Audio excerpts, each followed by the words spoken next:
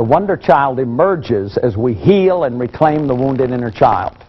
This spark of the divine persistently urges us to uncover our authentic feelings and connects us with the superconscious mind. In this episode, we'll follow the urgings of discovery as we reconnect with our greatest source of creativity and regeneration.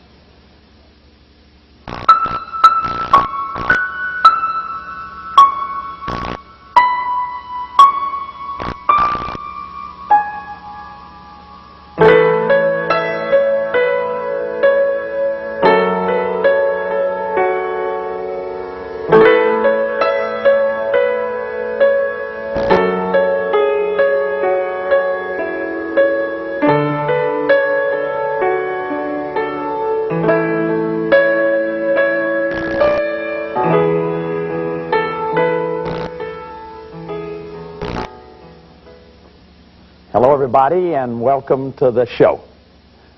In this part of our series, I want to talk about the wonder child. And the wonder child I talked about earlier on in other episodes is our natural, authentic self.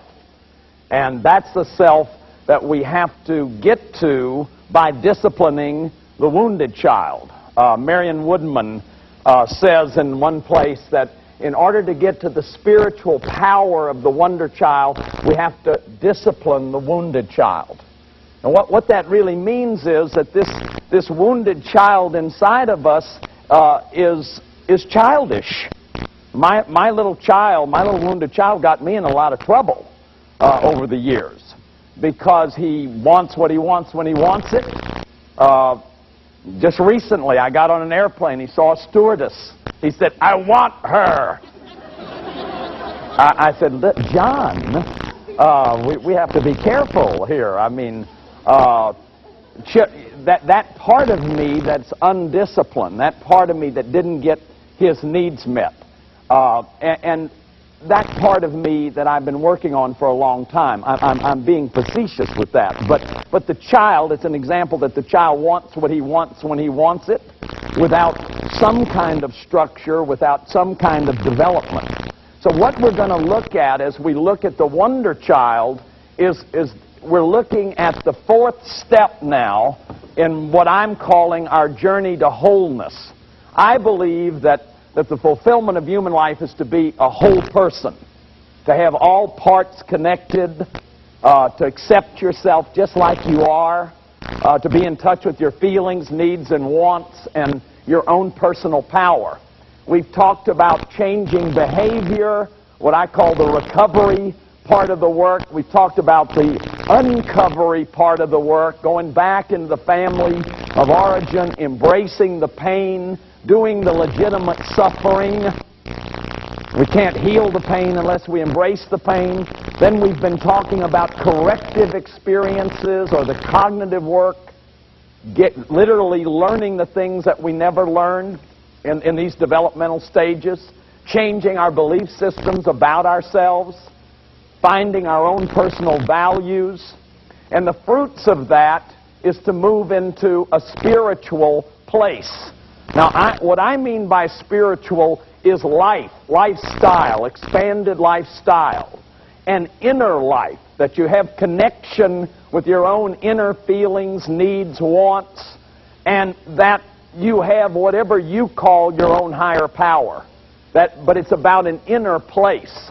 The wonder child, as I am using it, and I'm using it in the context that Carl Jung used it, is this most spontaneous part of us, and this most creative part of us. Earlier on, in one of the earlier programs, I made a drawing like this, that when we were born, this is Bob Subby's little model, the private self and the public self were just alike. Now, they don't look exactly alike in my drawing, but the private self and the public self, as we begin to develop, the public self takes over and the private self sort of goes into hiding. This is the child adapting to survive. This has sometimes been called the natural child. And this is called the adapted child. Now, nobody can be born into a culture and not have to adapt. That is, adaptation is part of any sociocultural history. So every one of us, to be born into a culture, have been wounded by that culture to some degree. That we have to work through our sociocultural history in order to find our true self. And the wonder child is your true self. So what we're looking at here is what is this reality in me that I had to give up when I adapted to survive? When I had to not show my fear? When I had to pretend like I wasn't afraid, or not be angry, or when my sadness was shamed? That was the part of me that I want to reconnect with. Alice Miller called it that nearly autistic child. And she said, I'm going to let that child lead me. Because there's something about the spontaneity of the child, that the child is connected, born comrade of bird, beast, and tree. Children, in a sense, are natural mystics, but they're not reflexive mystics. In one sense, we are all born at one with all things. We have to develop a kind of an ego boundary in order to get it that we're one with all things. And ultimately, we have to give up that boundary, at least to understand that that boundary is a socio-cultural boundary. It's something that's been created out of a culture. And so the wonder child is our authentic self. It's the self that is the deepest, realest part of me. It is my true self. And what we want to look at is how do we get to this self? How do we find this self? Everything that I've been talking about is a way to get to this self, to do the reclaiming work, to do the championing work.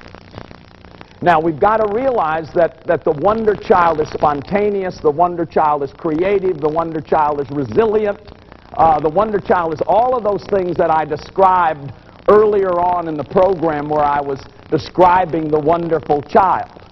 What I want to suggest to you tonight, these are 8 astounding propositions that I'm going to make, and I've actually adapted these from 14 propositions that I read one time that Willis Harman had assembled. He's a guy that is a transpersonal psychologist, and he works with literally the extent of our power. What is the extent of our power? You see, as a wounded inner child, codependent, shame-based person, I lived my life defensively. I lived my life just basically surviving. And I promised you at the beginning of this series that I was going to talk about a journey to wholeness. That is, moving toward finding our power, our personal power. Because what life is about is having personal power. The problem of childhood is that for the first 6 years, we're powerless. So that what happens to us there, we're dependent on whoever it is that happen to be our caretakers. And what happens in those first 6 or 7 years, as we have seen, has a drastic effect on our lives. Now, it has a drastic effect, but it's not an effect that we can't do something about. We can find our true self, but we've got to be willing. There's an old saying in therapy, it'll work if you will work. It will work if you will work. If you're willing to make the commitment. If you're willing to do the championing, it's possible for all of us then to find this true self, this true and authentic self. Now, in these propositions, the first premise is that each of us has access to a supraconscious mind. Now, supraconscious, higher conscious, larger conscious, cosmic conscious, you can call this whatever you want. But the data that we have from dreams, for example, the data that is coming in from the studies that J.B. Rhine did at Duke on extrasensory perception, on telepathy in dreams. In 1958, he presented findings to the American Psychological Association that were incontrovertible. That what he had found was unequivocally beyond any kind of possibility of chance. And what he basically said was that we have a consciousness that's beyond our ordinary consciousness. That our ordinary consciousness is characterized, especially if you're a wounded child person, if you're an adult child person, by the wounds. See, if there was a hole in the roof tonight, I'd become roof conscious. I would become roof conscious. I would go where the danger was. Adult children, people with wounded inner child, are often very childish and often very egocentric. Why? Why would we be so egocentric? Because if you have a chronic toothache, all you can think about is your tooth. And so if you have a hole inside of you, if you feel like there's an emptiness or an absence, so much of my life I never felt like I belonged. I felt like I was kind of standing on the sidelines, watching life go by. And so when you live like that, with that hole inside of you, that sense of absence. Marion Woodman tells the story of a woman in Toronto who went to see the Pope. And she wanted to get some pictures of the Pope, so she set up her tripods and all this stuff. And she was so busy, she got the picture, but she didn't see the Pope. So later on, when she developed the picture, the man she came to see was in the picture, but she was absent from the experience.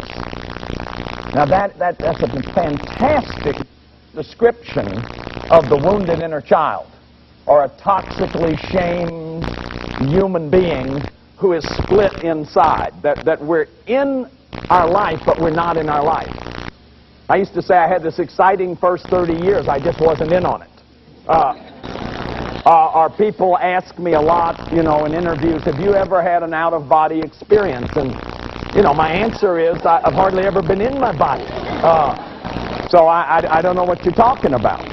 So this idea that when you live in that kind of egocentric defensiveness, there's no way that you could get to any kind of higher consciousness. There's no way. So it's so important that we get it, that we have this higher consciousness, that we have higher kinds of possibilities, that we really can do things that we didn't know we could do. And we're getting evidence now, I think of Ambrose and Olga Worrell. Some of you may have heard of Olga Worrell and Ambrose Worrell, but they were psychics, and they were some of the most humble people that perhaps we've ever had, who had these kind of extraordinary powers. Olga Worrell was brought into Meningers over and over again to diagnose cases that had befuddled the doctors, because she was clairvoyant, which meant she could see things that were not apparent to other people. And Elmer and Alice Green at the Menninger Clinic studied them, as they did Jack Swartz in Oregon. Jack Swartz is a psychic in Oregon.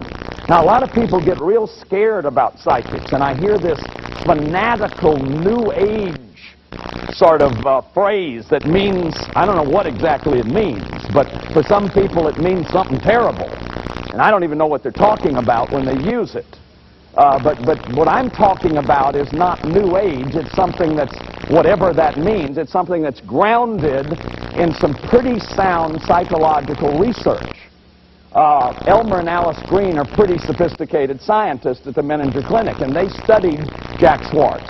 In fact, they did a film called The Yoga of East and West, where they went and they videotaped some of the yogis and some of these people who have voluntary controls over involuntary processes. And Jack Swartz has that kind of ability.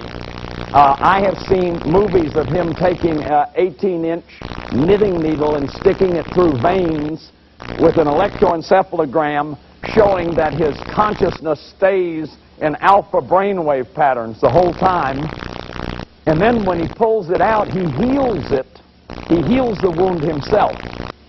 And Jack's been doing this for years. He's a personal friend of mine. I've been to his workshops and seminars. He's eaten 3 meals a week for the last 32 years. He's figured out a way to photosynthesize energy without going through the middleman like lettuce and vegetables. He sleeps 2 hours a night. This guy's the answer to the hunger problem in the world. We ought to be studying him on the evening news. Jack's written books on voluntary controls. He teaches at Grants Pass in Oregon. It astonishes me that there's not more study of a man like this, that people are not more interested, you see, because one of the problems is that we get habituated in a belief system. The sociologists of knowledge tell us that we create culture, and then culture creates us. It tells us what we can believe and what we can't believe. I don't know if you ever saw that program, That's Incredible. There was a guy on there who would catch arrows. It was the most incredible thing I've ever seen. You know, this guy would go, catch the arrow right out of the middle of the air. And what always fascinated me about that is, whoever thought you could catch an arrow? See, all of a sudden one day this guy must have been sitting there thinking, I wonder if you can catch an arrow. And what he did is he started working on catching arrows. See, in other words, he challenged the existing belief system. He said, wait a minute, how do you know you can't catch an arrow? And there was another guy on there that jumped over cars that were coming 50 miles an hour down the highway. You know, how did this guy ever think of that? I wonder if he can jump over a car. You know, it's like, where does this come from? This kind of incredible ability. It's changing belief systems. So what I want to suggest to you, and especially those of you like me that have lived your life so much on the outside, like codependence, we've been other-aided, believing that all happiness was on the outside, or we've been so scared that we were always adapting and defending, or we were so shame-based, like me, that I've guarded lest I ever be unguarded, so my energy is all out here. You know, I used to have a professor in Toronto who said, choose your enemies well, because your enemies condition you. Like if I think your enemies, I'm going to be thinking about you, and I'm going to be, you know, creating my thought patterns around my enemy. If you think everybody's the enemy, if you're scared of everything, then that's going to highly condition the way we think. So as I own this child in me and let him know it's safe, I'm going to be his champion. I'm going to be his champion, and it's safe to be here, and we're going to have our feelings, and we're going to have our needs, and we're going to have our wants as much as we possibly can. We're going to have them within the context of our life without hurting anyone else. We're going to have them. And I'm going to operate on the belief that I do have this higher consciousness, this larger consciousness, and that this consciousness is connected to all other forms of consciousness. Now, that is the work that's being done at Stanford Research Institute right now. Puthoff and Targ, who are physicists, wrote a book called Mind Reach. They also wrote a book, Russell Targ did, called Mind Race, where he's describing the Russians and how the Russians are doing all of this work on higher consciousness, doing a lot of work on what's called remote viewing perception, sensory perception, remote viewing, where somebody sits in a room and someone else goes to an appointed target area, somebody who doesn't know where they're going ahead of time, and starts taking Polaroid pictures. And at precisely the moment they hit the target area, the person in the room starts saying what he or she sees, or drawing pictures that they see, or recording on a tape recorder what they see. And they have had incredible kinds of data come out of that people can do this, that we are not limited by time and space in ways that we have believed we are. Where a whole culture believes it is limited by time and space, then that's the way we operate, limited by time and space. What this kind of work is suggesting, and I by no means am telling you that it's all proven, is that we have a larger consciousness, that there is evidence. Hella Hamud was one of the people they used who could not only remote view in space, she could remote view in time. She could start writing and drawing what they were going to see before they left. And she was a photographer, and this is all written up. It's written up in a book called The Silent Pulse by George Leonard. It's written up in a book called Mind Race by Russell Targ.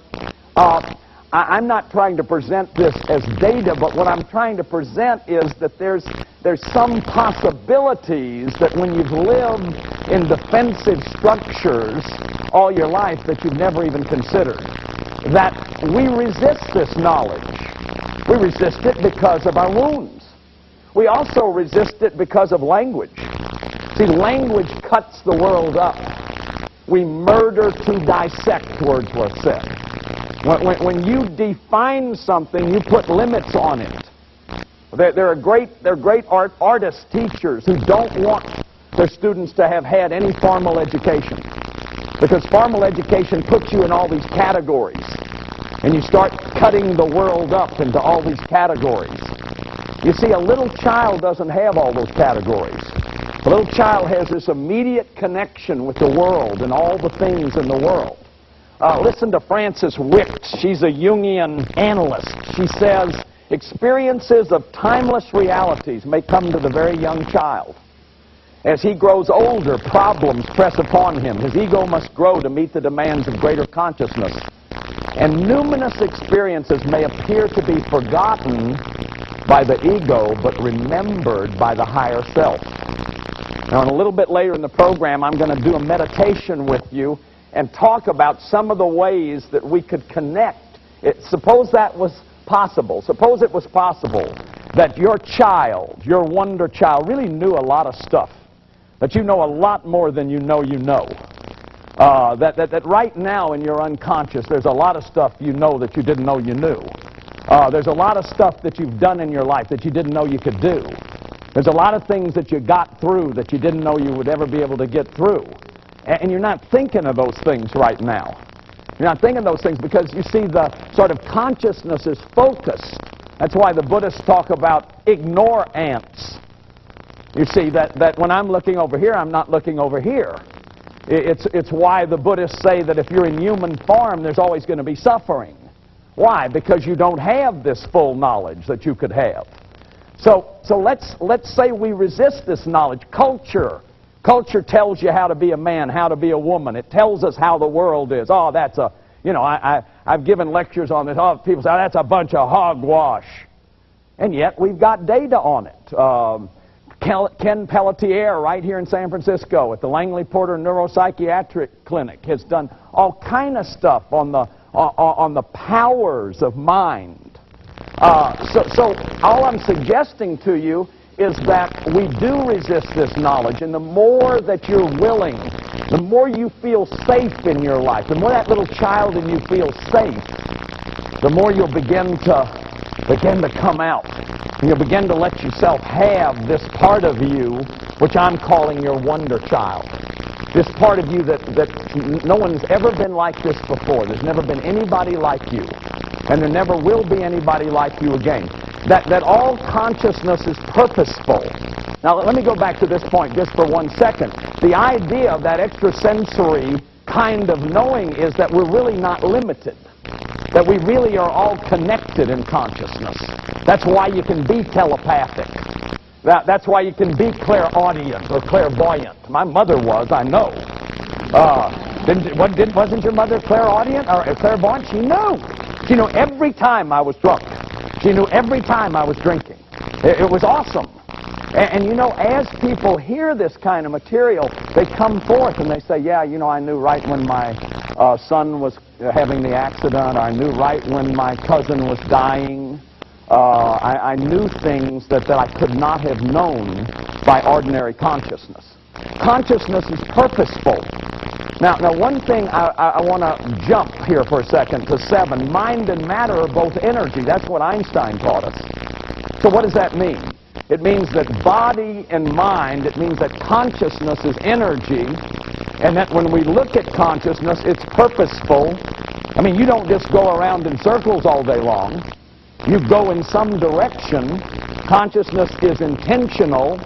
So it's possible for us to think that this higher kind of consciousness has a plan for us. That is that there's a direction that we were uniquely born to go for. That is that we were really moving in that direction. I knew at 10 years old, standing on Fannin Street, Fairview Street in Houston, Texas, some of the things that have happened in my life. Now, it's kind of eerie to say that. And you know, a lot of people get real frightened when they hear this kind of stuff. But it's all come true. And I trust that. I trust that deep, deep part of me. That's what I called earlier your soul. That what cries out in abuse. Something that moves you to recovery. See, it couldn't be your wounded self that moves you to recovery. How could your wounded self move you to recovery? Francis of Assisi said once, who we are looking for is who is looking. Who we are looking for is who is looking. This witnessing self. So it's possible that there's a plan for us. I know that I was supposed to do what I'm doing. I know it. And a little bit later, I'm going to talk about a couple of serendipities. These synchronicities, that suddenly something happens. And you don't, I mean, it seems like chance, and maybe it is chance. But it gets kind of eerie after a while. And a lot of people in 12-step programs talk about this all the time. You know, it's kind of eerie. The resources are available, mind over matter. See, mind over matter, that I can open myself to this consciousness. In the 12-step programs, they talk about a higher power. Well, what is this if it isn't a higher power? Now, whatever you want to call that, you can call this supraconscious mind God and say we're part of that, or you cannot call it that. You can just say we have that. And that the only obstacle to all of this is our lack of belief. And that if we would operate in accordance with that higher consciousness, we would connect. We would connect. We would really connect with each other. In fact, that's one of the things that I see happening in this inner child work. As people sit around and tell their stories, as you've watched in some of these video segments in past programs, the kind of bonding that takes place. See that lonely little child in me. When I sit and I hear about one of you who came out of an alcoholic home, or I hear one of you who came out of a workaholic home or a violent family, or I hear one of you talking about your sexual abuse, and I hear the loneliness in that little child in you, and the loneliness in my little child connects with that. And then we all bond together. And there's kind of a way that the wonder child connects with each other when we tell our stories to each other. So one of the ways that we can find that wonder child is by being willing to tell our stories. There's something about telling stories that is very, very powerful when you hear someone else's story. And for a long time in my life, I could cry about your story, but I couldn't cry about mine. You know, but it was okay because other people's stories helped me to begin to own and embrace my own story.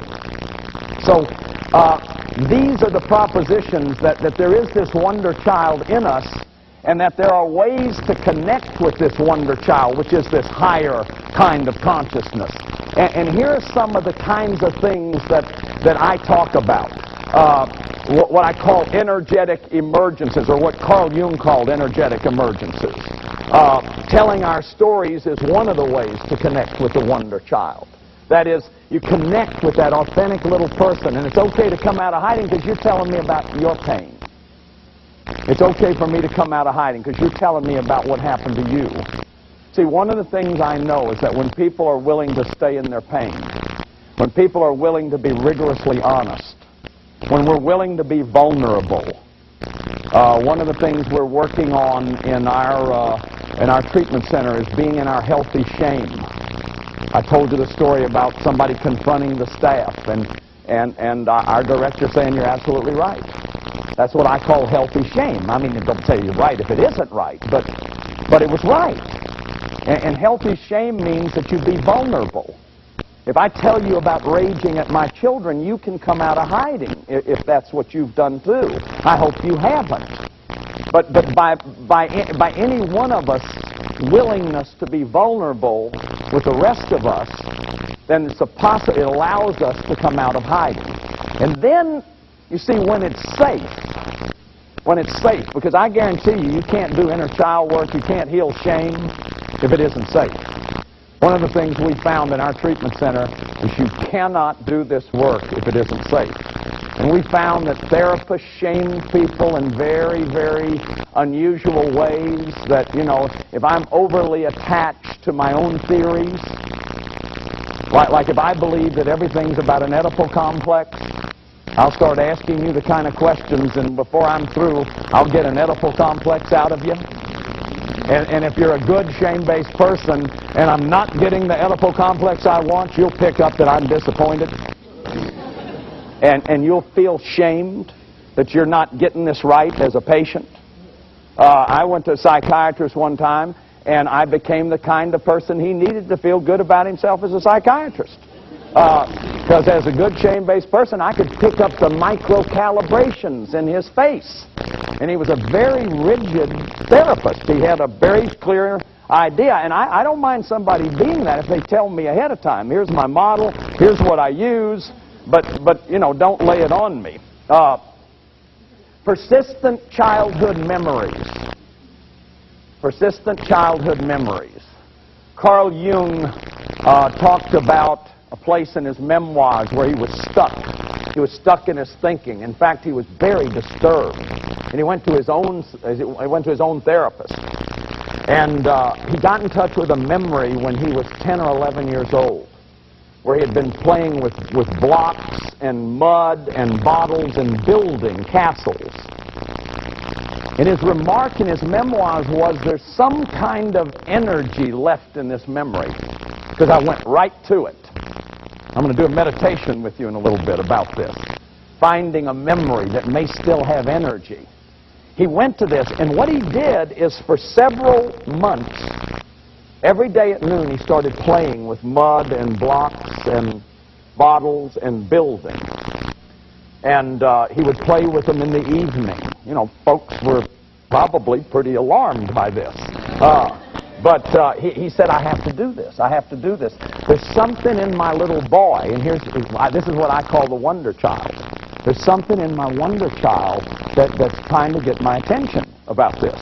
There's something I need to finish here, or something I need to connect with here, some kind of energy. And as he tells it in his autobiography, after he finished, at a certain point, the energy was gone for these building blocks. And it was very shortly after that he came up with the theory of the collective unconscious. It opened up. It opened up that consciousness. And it was incredible because I had had an incident in my childhood where I was building a balsa wood model plane, as some of you may remember, where they have all those little parts. They still have them. And my brother accidentally crushed it. I had it all done, but I hadn't had the paper. I hadn't put the paper on it yet. My brother crushed it. And I never went back to it. And I never remembered this until I read this in Carl Jung, but at about 39 years old, I decided I am going back to build a model airplane. But I'm going to put the paper on it this time, and I'm going to paint it. And I worked till like 3 in the morning every night, building this balsa wood model plane. I put the paper, I painted it yellow. I don't think I've ever been so excited about anything. And then I finished it. And this would be about 11 years ago. And again, I never connected with any of this till I read this piece in Jung, that suddenly I had this wave of creativity in my life. And the last 11 years have been unprecedented in my life in terms of creativity. Now, I think there was some energy there. And this is what I mean by a persistent childhood memory. There's something unfinished. And that wonder child wants to expand and expand and expand, but it's blocked. Sometimes it'll come out in dreams. I had a client that was a very, very successful lawyer in a great big law firm. But he was very stoic. He was very unfeeling. He had this dream, and he just started sobbing. And he sobbed for about 4 days. And the dream was about an animal hospital. And what he got in touch with is, as a child, he wanted to be a veterinarian. And his father used to ridicule him for this. You know, tell him that that's stupid and that's a dumb kind of profession. And I'm not going to go into the whole story. The outcome of the story was the guy quit the law firm. He got his own, he went back to school. He's a practicing veterinarian right now. This guy used to throw up every morning going to work. He hated his job so bad. And it's like out of that dream, Carl Jung calls these big dreams. See, and what's happening when you dream? What's happening is that socio-cultural consciousness is dropping off, and you're going into that larger reservoir of consciousness. You're touching your wonder child in your dreams. And you see, it's wonderful. We dream 4 years of our life. And we dream quite a bit every night, whether you remember it or not. We know that people dream. And your dreams are like unopened letters to you. But you see, if you're a shame-based adult child codependent man, come on. I ain't got time for any of this, because I'm too busy defending my life. So one of the things that I'm suggesting is that part of spiritual work is dream work, beginning to discover. This is what I call the discovery stage. This is empowerment. This is finding out who you really are. Or looking at your fascinations. Looking at your fascinations. You know, it's like, what are some fascinations in your life? Let me give you 2 examples. I go to bookstores and I buy tremendous numbers of books that I never read. Okay, I don't know that anybody can identify with this. But I come home with books, you know, I've got all these books, and then I put them all up. And on 2 occasions, and this is years ago, I bought a book. I bought a book that just fascinated me. I didn't know anything about family systems. The book was called The Family Crucible by Whitaker and Napier. A lot of you know this book. It's a very famous book, but I didn't know the book. It just, something about the book jumped out at me. It fascinated me. And then on another occasion, I bought another book, a little red book that said shame on the back of it. And it was by an anonymous writer from Hazleton. When I was thinking about a subject for the family program, somebody had come to me, a woman named Liz Catterley came to me at Channel 8 in Houston and said, let's do a series. I want to do a series with you. I said, well, okay, well, you know, what'll I do it on?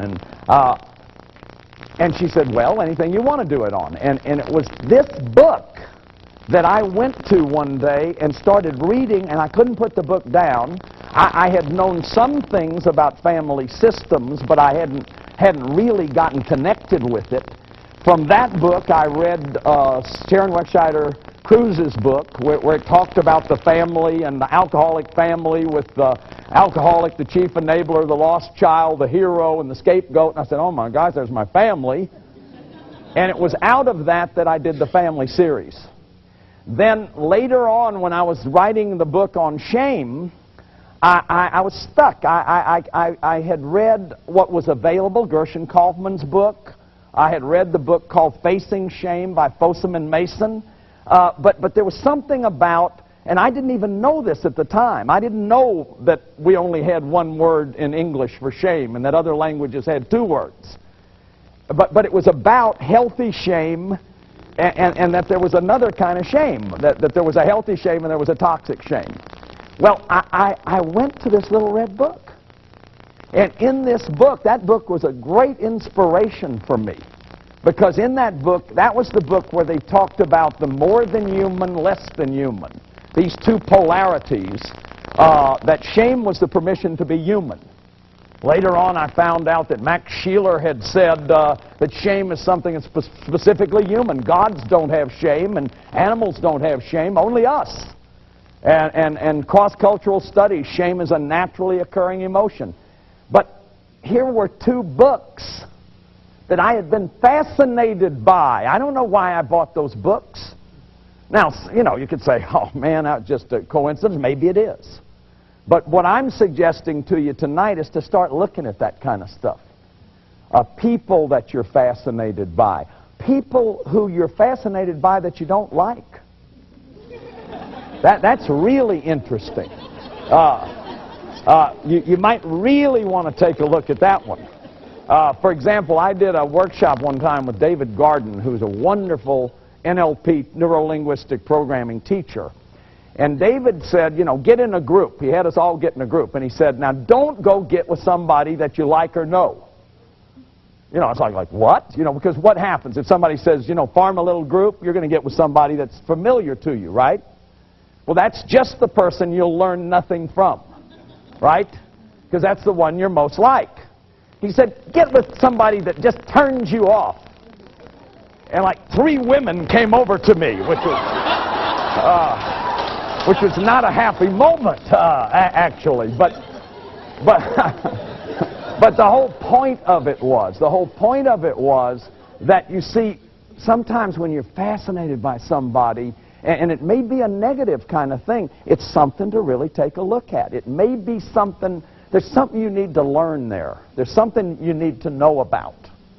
There's something about that person that may be triggering you. It also may be a waste of time, too. And some fascinations, watch out for, because if you're a shame-based adult child and you still have a wounded child, you're probably, you know, right over to the person that's just the person that, you know, is going to be very destructive to you, or you've had patterns of that. We've already talked about that. Intuitions. Einstein said, long before I could ever write it down, I knew it. Long before I could ever conceptualize it, I knew it. Hunches, intuitions. See, when you grow up and you can't, all your experience is invalidated, why would you trust your hunches? Most of you knew what was going on in your families. I do this workshop on family secrets. People know all about their families. They don't know that they know, but they know. They know at an intuitive level. You know, I'll say, what do you guess was going on with your dad? What do you guess was going on with your mom or in their marriage? And boy, people will pop an answer at it. It's like they knew at some level. And then synchronicity is this thing where you have this connection. When I was thinking about the family series, we needed money for that series. I got a phone call one morning from Beth Miller who said, John, I want you to do a TV series. Like, what? You want me to do a TV series? Yeah. Charlie and I have been talking about, Charlie and Beth Miller, these wonderful humanitarians. And within a week, they were funding this series for me, the family series. We all owe Beth and Charlie Miller a lot for that family series because they're the ones that, and that just came out of nowhere. I was sitting there one morning thinking, you know, how am I going to do this? And so that's what I call synchronicity. Those are energetic emergences. Now I want to take you on a little meditation and just show you a way. You know, I don't expect any mind-boggling thing to happen now, but I just want you to take a few deep breaths and close your eyes. And I want to show you just a kind of a meditation that I do to help people get in touch with the wonder child. So just take some nice deep breaths.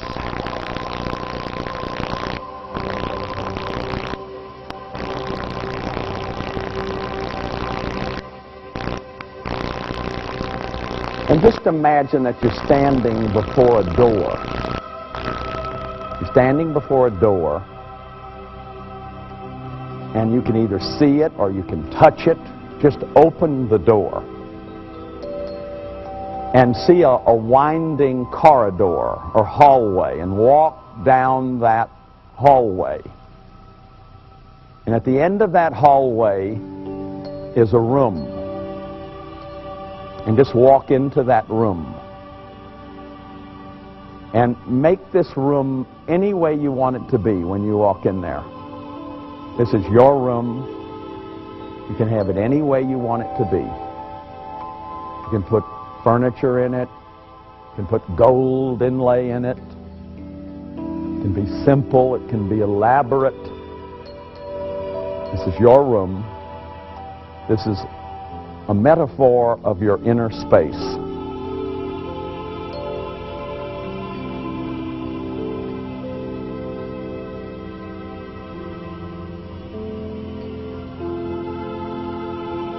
And as you sit in that room, just look around, see what you see. Put some beautiful smells in there. Some wonderful, relaxing furniture, just the kind you like.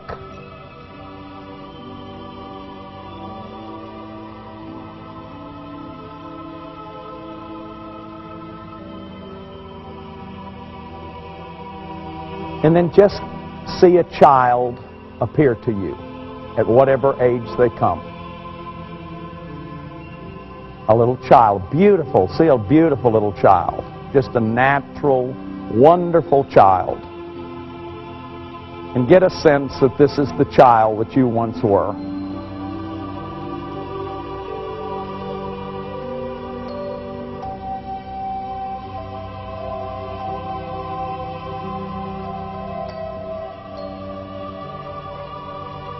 And just tell that child, I'm so glad to connect with you, and I want you to help me find a memory of a very particular creativity that is our unique, unrepeatable personal gift.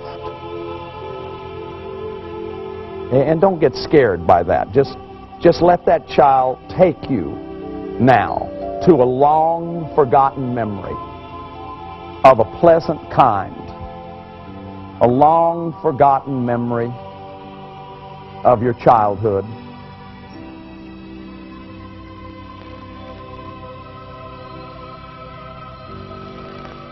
And for just 1 minute of clock time, which is all the time in the world to the unconscious, just allow yourself to have a dream about that memory.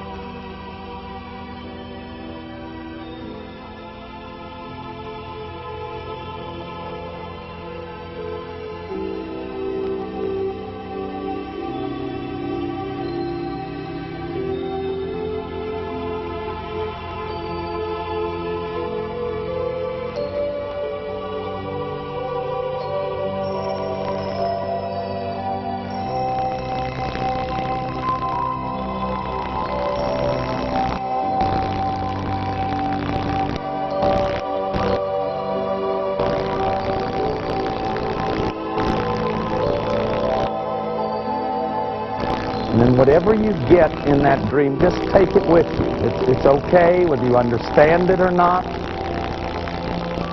The meaning may come to you a week from now, or a month from now, or a year from now. Just take it with you. Just whatever came to you, it may not seem very significant. Just take it with you. Imagine that you get up and you walk back down the hallway out of your room, and remember, this is your room. You created it.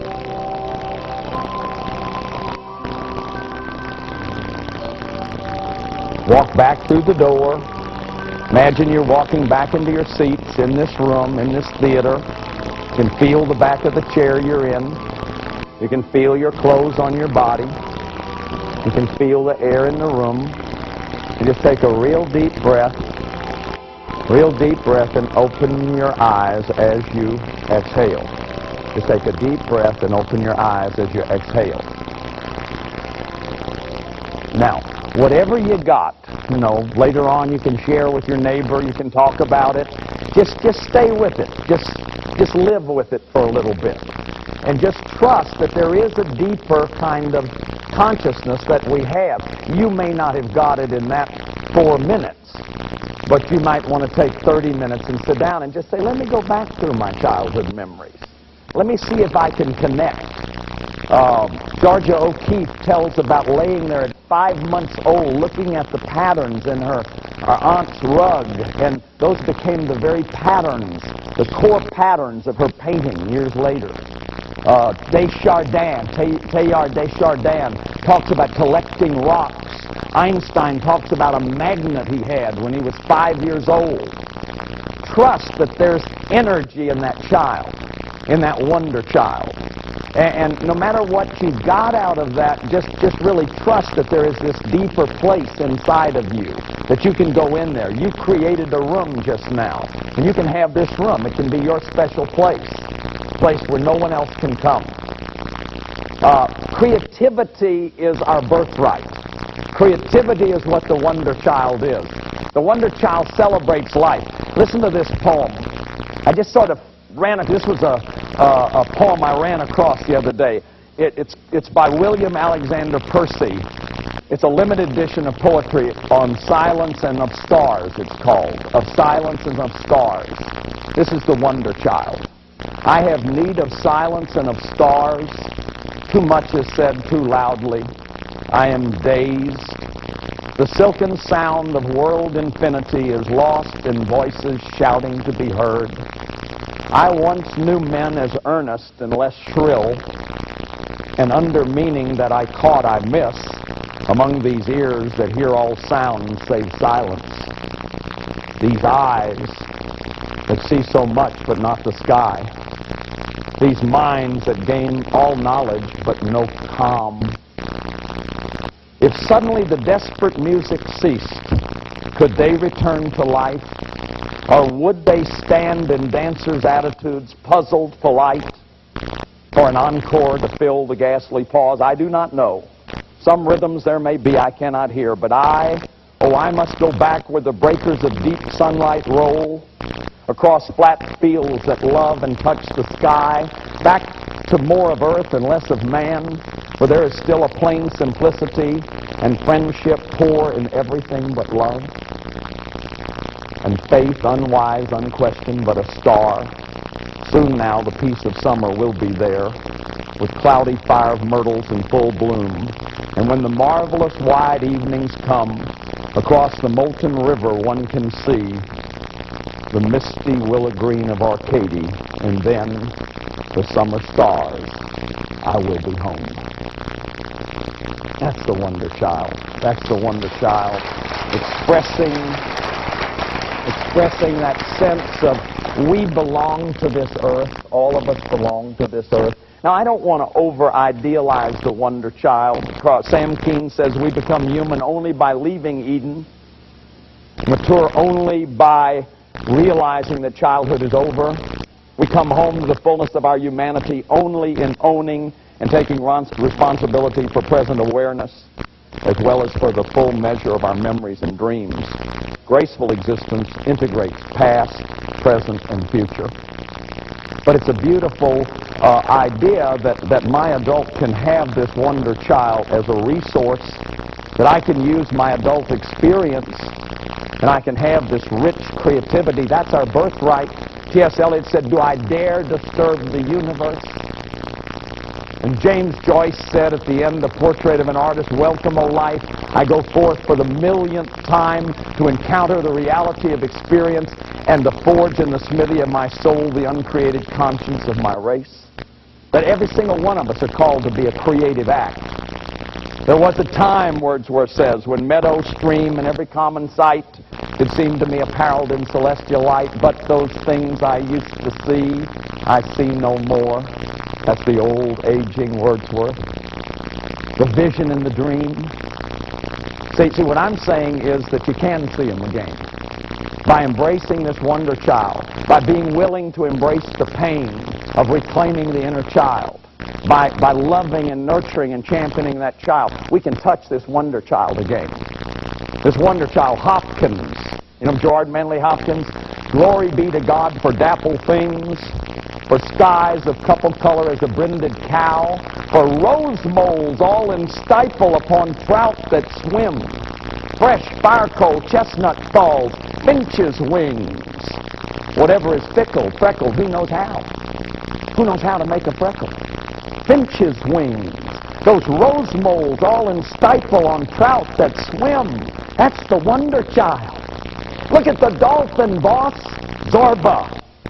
And when Zorba's big project collapses, he dances. He starts dancing. See, this is the wonder child that loves and embraces life. This Zen moment. That gal in Thornton Wilder's Our Time that goes back to live her 12th birthday, and she comes to the center of the stage because nobody has any time for her. She says, "Oh, Earth, you're just too good to anybody to realize. Doesn't anybody live life while they've got it?" And that's the question for you to think about. So we'll see you next time when we talk about the child as the source of regeneration.